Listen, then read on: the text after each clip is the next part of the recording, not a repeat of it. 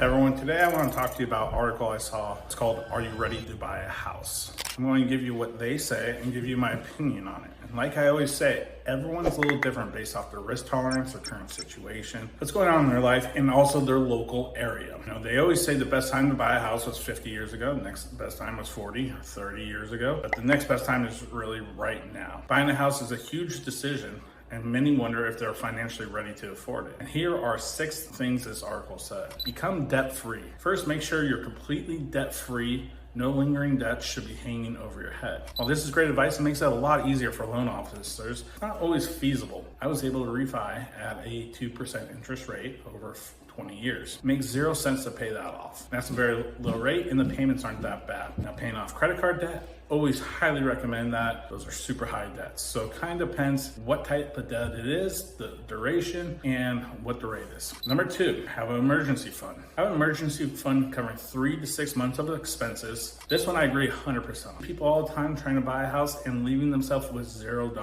Matter of fact, I had a client earlier this year that was putting 20% down, taking all their money out, and they were stretching. And I convinced them to do 15% down, showed them the difference in payment. It was only a couple $100, but they were saving almost $50,000 that they had as a safety net. Now, this also made it a little easier for him to pay the mortgage because he could actually take some of that money and make the payment less for the first year. He was anticipating getting a raise at the end of the year. But one of the big things that happened is he actually had an electrical fire that happened on his house. And if he would have put that 20% down, he would not have had the money to pay for it. Find a house within your price range where the payments are 25% or less of your take-home pay on a 15-year fixed mortgage. This sounds just like Dave Ramsey, and I totally disagree here. First off, 15 years mortgages aren't always the best option unless there's a large spread between the 15 and 30. You could take a 30-year mortgage and pay it off like a 15, and depending on what the interest rate is, it's probably not much difference in interest you'll pay over the time, but it gives you the flexibility to make that 30-year payment. But the 25%, that's so subjective. It depends on your lifestyle. Depends, do you have those expensive cars? Also, where you live. In California,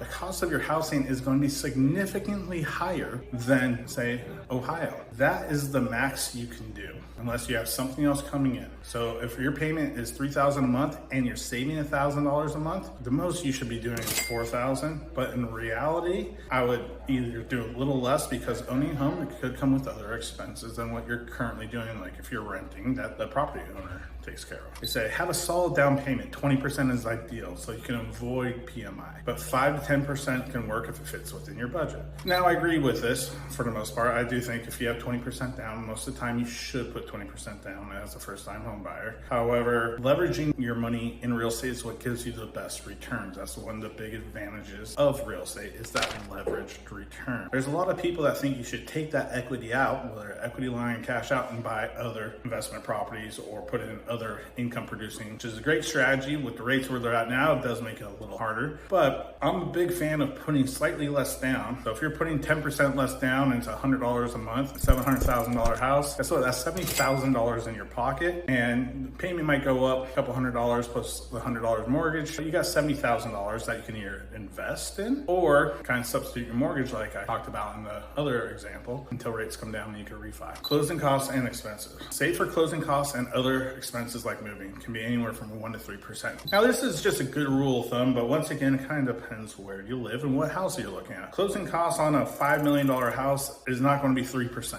Closing costs on a $300,000 house might be because title and escrow fees, while they're more on the larger house, they're not that much more. They don't go up exponentially. So ask your local real estate agent who they typically use, and you can get a fee sheet, or ask a local lender and you can get an idea of what the closing costs should be. And also it depends on your escrow and your taxes and insurance and what time of year it is, because depending on how close it is to paying the property taxes, you might have to collect more up front.